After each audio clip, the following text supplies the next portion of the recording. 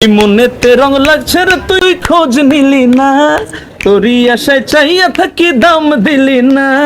আকুম বাকুম বাকুম আকুম করে রে সে চোখে লাগে তোর পিরিতের নেশা, ও নেশা রে চোখে লাগে তোর পিরিতের নেশা। গান থেকে শিখতে হবে কেন? গান করি হচ্ছে আমরা বিনোদন করার জন্য, বিনোদন দেওয়ার জন্য। আপনি গান বা সিনেমা যেটা বললেন, অবশ্যই মেইন টার্গেট হচ্ছে আমাদের বিনোদন দেওয়া। তারপরে যদি গিয়ে কিছু শেখানোর যায় তাহলে শেখাবো। আর শেখানোর জন্য আমরা অনেক মিউজিক ভিডিও করেছি। এই গানটা আলটিমেটলি সত্যি বলতে আমরা শেখানোর চেষ্টাও করি না, এটা মজা করে। এই গানটা ভাইবটা এরকম যে যেন গানটা নাচবে, গানটা নিয়ে মানুষ মজা করবে, গানটা বাজায় মানুষ ডান্স করবে। সো এইটাই আমাদের প্রথম মুখ্য উদ্দেশ্য ছিল, শেখানোর উদ্দেশ্য ছিল না আসলে সত্যি বলতে। এবং শিক্ষামূলক আমারই অনেক গান আছে, মহুয়ার অনেক গান আছে, এবং আপকামিং যেসব গান আসবে অবশ্যই চেষ্টা করবো কিছু গানে যেন শিক্ষামূলক কিছু দেওয়ার চেষ্টা করবো ইনশাআল্লাহ।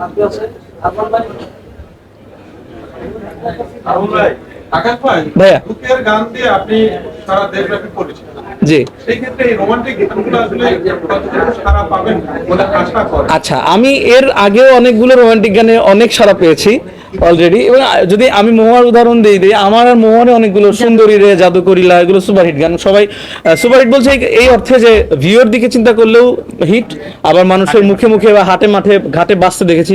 বা আমরা যদি স্টেজ শো করি, স্টেজ শোতে গেলে অডিয়েন্স আমাদের কাছে চিরকুট পাঠায়, ভাই জাদুকরিলা গান, এইটা গান সেটা গান। সো ওই ক্ষেত্রে বলতেই পারি যে গানগুলো গিয়েছে। সো এর আগেও আমার গান, রোমান্টিক গান মানুষ পছন্দ করেছে বলে এই গানটাতে আমার সাহস আছে যে গানটার কোয়ালিটি যেহেতু অনেক ভালো, মানুষ নিশ্চয়ই পছন্দ করবে।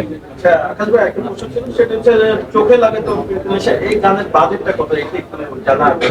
আচ্ছা, বাজেট, যদিও বাজেট নিয়ে আমরা কখনোই মানে মাথা ব্যথা নাই আমাদের সবসময়। কারণ আমার যেসব গান, প্রথমে যেসব গান দিয়ে আজকে তো আমরা সংবাদ সম্মেলন করছি, আপনাদের মতন গুণী মানুষ আমরা ডাকতে পেরেছি। প্রথম যখন শুরু করেছিলাম তখন আমাদের ওই সামর্থ্যটাও ছিল না।